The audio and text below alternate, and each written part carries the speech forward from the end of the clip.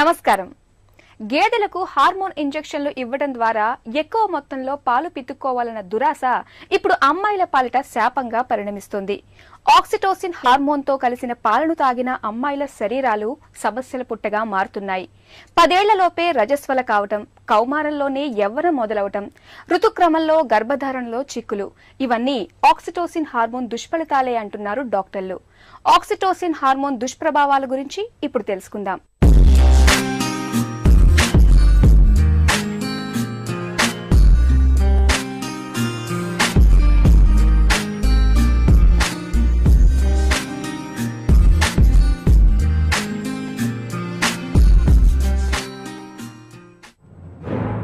Oxytocin ఇదొక hormone. మెదడులోని పీయూష గ్రంథి విడుదల చేసే హార్మోన్ ఇది. గర్భిణీల్లో 2 సందర్భాల్లో ఈ ఆక్సిటోసిన్ హార్మోన్ ప్రధాన పాత్ర పోషిస్తూ ఉంటుంది. గర్భిణీ సమయంలో ఈ ఆక్సిటోసిన్ హార్మోన్ విడుదలవ్వటం వల్ల ఒకటి కాబోయే తల్లుల్లో పాలు పడటానికి, రెండోది కాన్పు తర్వాత గర్భసంచి కండరాలు తిరిగి సంకోచించటానికి ఈ హార్మోన్ సహకరిస్తుంది. ఈ ప్రక్రియ అంతా స్త్రీలలో గర్భిణీగా ఉన్న సమయంలో సహజంగా జరిగేది. అయితే ఇటీవలి కాలంలో ఆక్సిటోసిన్ హార్మోన్ను కృత్రిమంగా తయారు చేసి బర్రెల్లో, ఆవుల్లో పాల ఉత్పత్తిని పెంచటానికి వాడుతుంటారు. ఈ కృత్రిమ ఆక్సిటోసిన్ హార్మోన్ వాడకం విశృంఖలంగా తయారవటంతో దీనిని ప్రభుత్వం నిషేధించింది. అయితే అధిక పాల ఉత్పత్తులకు అలవాటు పడిన పాడి పరిశ్రమల వాళ్ళు ఈ కృత్రిమ ఆక్సిటోసిన్ను నిరాటంకంగా వాడుతూనే ఉన్నారు. అయితే ఈ ఆక్సిటోసిన్ ఇంజెక్షన్లు పశు సంపదలో వాడటం వల్ల వచ్చిన పాలను చాలా కాలం తాగటం వల్ల అమ్మాయిల్లో ఆరోగ్య సమస్యలు వస్తున్నాయని ఇటీవలి వైద్య పరిశోధనల్లో తేలింది. ఈ మధ్య మనం ఎక్కువ చూస్తోంది ఏంటి అంటే చిన్నతనంలోనే పీరియడ్స్ తొందరగా వచ్చేయటం. అంటే వీటిని మనం ప్రికాషియస్ ప్యూబర్టీ అంటాము. నార్మల్గా 9 సంవత్సరాల నుంచి 14 సంవత్సరాల వరకు నార్మల్గా వచ్చే మెన్స్ట్రువల్ సైకిల్స్ రావటం, ప్యూబర్టీ రావటం, అంటే పెద్ద మనిషి అవటం అనుకుంటే దానికన్నా చిన్న వయసులోనే 5 సంవత్సరాలలో, 1 సంవత్సరంలో, 4 సంవత్సరాలలో ఇట్లా మనకి బ్రెస్ట్ డెవలప్మెంట్ కనిపించటము. సెకండరీ సెక్షువల్ క్యారెక్టరిస్టిక్స్ అంటాం. అంటే hair, axillary hair, pubic hair, breast development జరిగి తర్వాత మెన్స్ట్రువల్ సైకిల్ రావటం. ఇలా ఎందుకు తొందరగా వస్తున్నాయి అనుకున్నప్పుడు ఈ యాక్సిస్ లో ఎక్కడైనా చేంజెస్ వచ్చినప్పుడు ఇలా జరుగుతుంటుంది. సెకండరీ సెక్షువల్ క్యారెక్టరిస్టిక్స్ అంటే బ్రెస్ట్ లాంటి డెవలప్ అవ్వాలి అంటే శరీరంలో ఈస్ట్రోజన్ లేక ఎండ్ ప్రొజెస్ట్రాన్ ఉత్పత్తి అవసరం. అంటే ఈ యొక్క టిష్యూని గ్రో అవ్వడానికి, ప్రొలిఫరేట్ అవ్వడానికి ఈస్ట్రోజన్ అవసరము. ఆ ఫామ్ అయిన టిష్యూ సైజ్ పెరగటానికి, అంటే హైపర్ట్రోఫీ అవ్వడానికి మనకి ప్రొజెస్ట్రాన్ అవసరం అనమాట. ఇది అవ్వాల్సిన వయసులో అవ్వాలి. అంతకన్నా ముందు ఎందుకు అవుతుంది అంటే ఎక్సోజినస్ హార్మోన్స్, అంటే బయట నుంచి మనం హార్మోన్స్ లోపలికైనా ఇవ్వాలి, లేక లోపల నుంచి ప్రొడ్యూస్ అయ్యే హార్మోన్స్ అనవసరమైన టైంలో ఎక్కువగా ఉత్పత్తి అవుతుండాలి.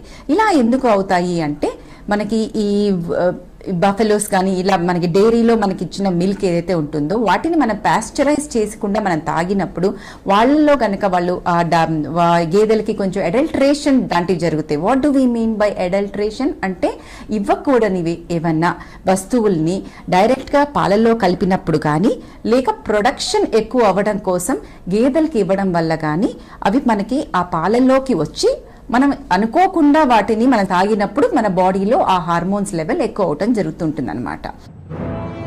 కృత్రిమ ఆక్సిటోసిన్ డాక్టర్ ప్రిస్క్రిప్షన్ మేరకు మాత్రమే లభించే హార్మోన్ ఇంజెక్షన్ ఇది.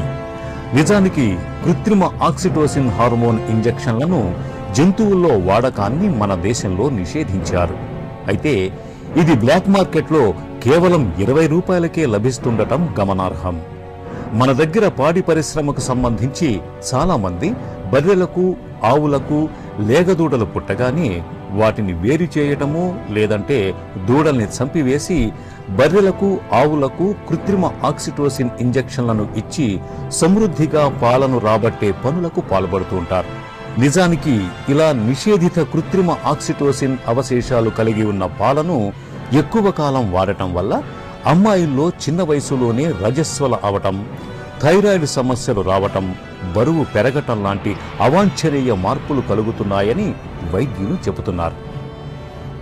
ఆక్సిటోసిన్ అంటే ఏంటి? పిట్యూటరీలో అంటే బ్రెయిన్ లో ఉండే ఈ పిట్యూటరీ అనే గ్రంథిలో 2 భాగాలు ఉంటాయి, యాంటీరియర్ అండ్ పోస్టీరియర్ అంటాం అనమాట. ఈ పోస్టీరియర్ పిట్యూటరీ నుంచి మనకు ఆక్సిటోసిన్ అనేది రిలీజ్ అవుతుంది. ఇది ఏం చేస్తుంది అంటే ఎవరైనా మనకి డెలివరీ అయిన తర్వాత పాలు ప్రొడ్యూస్ అయిన దాన్ని ఇజెక్ట్ చేయడానికి, అంటే ఎక్కువగా పాలు బయటకి రావడానికి కోసమని ఈ ఆక్సిటోసిన్ పనిచేస్తుంది అనమాట. ఈ ఆక్సిటోసిన్ ఇంజెక్షన్స్ ని ఈ గేదెలకి ఎక్కువగా మిల్క్ బయటకి రావడానికి ఇచ్చినప్పుడు, ఇది మనం ఇంజెస్ట్ చేసినప్పుడు మనకి ఆక్సిటోసిన్ లోపలికి వెళ్ళినప్పుడు ఇది నెగిటివ్ గా వెళ్ళి మళ్ళీ పిట్యూటరీని స్టిమ్యులేట్ చేయడం జరుగుతుంది. ఈ స్టిమ్యులేట్ చేసినప్పుడు గ్రోత్ యాంటీరియర్ పిట్యూటరీ నుంచి గ్రోత్ హార్మోన్ కావచ్చు, లేక FSH LH అంటాము, అంటే ఓవరీస్ మీద యాక్ట్ చేసే హార్మోన్స్ కానీ ఎక్కువగా ఉత్పత్తి జరిగినప్పుడు అవి వెళ్ళి మళ్ళీ ఓవరీస్ మీద యాక్ట్ చేసి ఈ సమతుల్యత కోల్పోయి ఈస్ట్రోజన్ ప్రొజెస్ట్రాన్ ఎక్కువగా ప్రొడ్యూస్ అవ్వడం జరుగుతుంది. మనకి గేదెల్లో కూడా మనకి ఈ హార్మోన్స్ ఇచ్చినప్పుడు ఈస్ట్రోజన్ ప్రొజెస్ట్రాన్ అప్పుడు కూడా ఇదే ప్రాబ్లం జరుగుతుందన్నమాట. ఇవి ఒక్కటే కాదు, ఈ మన చికెన్ లాంటివి బరువు పెరగాలని బ్రాయిలర్ చికెన్స్ లో అడల్ట్రేటెడ్ చికెన్స్ ని గనక మనం తిన్నట్టయితే బయట నుంచి లోపలికి తీసుకునే హార్మోన్స్ లాగా లెక్క అవుతుంది.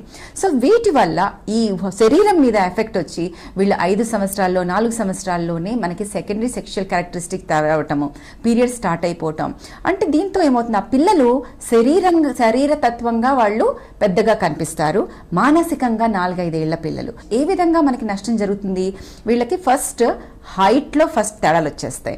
ఎప్పుడైతే ఈస్ట్రోజన్ ప్రొజెస్ట్రాన్ ప్రొడక్షన్ మొదలవుతుందో బాడీలో ఈ లాంగ్ బోన్స్ ఫ్యూజ్ అయిపోతాయి. సో వీళ్ళు స్టేచర్ గా షార్ట్ గా ఉంటారు. సెకండ్, సైకలాజికల్ గా వాళ్ళకి చాలా ఎఫెక్ట్స్ ఉండటం వల్ల వేరే పక్క వాళ్ళు పియర్ ప్రెషర్ ఎక్కువ వెక్కిరించడం వల్ల చదువులో వెనకపడటం లాంటివి జరుగుతూ ఉంటుంది. థర్డ్, ఫిజికల్ అబ్యూస్ కి ఎక్కువగా ఇదవుతారు. వాళ్ళకి తెలియని వయసులో ఈ హార్మోన్ల చేంజెస్ వల్ల వచ్చే భావోద్రేకాల వల్ల తొందరగా వీళ్ళు ఫిజికల్ అబ్యూస్ కి లోనయ్యే అవకాశాలు ఉంటాయి. సో అందుకని మనం అందరం కలిసి ఈ ప్రికాషియస్ ప్యూబర్టీని ఎలా అవాయిడ్ చేయాలి అనేది అర్థం చేసుకోవాలి. తినే ఆహారంలో ఎక్కువ ఈస్ట్రోజన్ ఉండే వాటిని తగ్గించటము, ఈ మేయోనీస్ కానీ ఈ చికెన్ లాంటి పదార్థాలు బయట నుంచి నాటుకోడి కాకుండా వేరే ఉండే చికెన్లో ఉంటే గనక అలాంటివన్నీ, అంటే ఆర్గానిక్ చికెన్ కాకుండా వేరే చికెన్ వాడేటప్పుడు చాలా తక్కువ అమౌంట్లో మనం తీసుకోవటము, రెగ్యులర్గా ఎక్సర్సైజెస్ని మనం ఎంకరేజ్ చేయటము, ఇలాంటివి చేస్తే చాలా వరకు ఈ కాంప్లికేషన్స్ని మనం తగ్గించుకోగలుగుతాం. కృత్రిమ ఆక్సిటోసిన్ హార్మోన్ ఇంజెక్షన్లను బర్రెల్లో, ఆవుల్లో పాల ఉత్పత్తి కోసమని వాడకూడదు. అయితే అక్రమ మార్గాల్లో వీటిని వాడుతూనే ఉన్నారు. కాబట్టి ఆ హార్మోన్ కలిగిన పాలను, పాల ఉత్పత్తులను తీసుకుంటూ ఉండటం వల్ల ఇటీవలి కాలంలో అమ్మాయిల్లో రకరకాల ఆరోగ్యపరమైన సమస్యలు తలెత్తుతున్నాయి. ఈ విషయమై ప్రభుత్వ అధికారులు కూడా కృత్రిమ ఆక్సిటోసిన్ ఇంజెక్షన్ను ఆవుల్లో, బర్రెల్లో వాడకుండా చర్యలు తీసుకుని తద్వారా అమ్మాయిల్లో ఆరోగ్య సమస్యలు రాకుండా చూడాలి.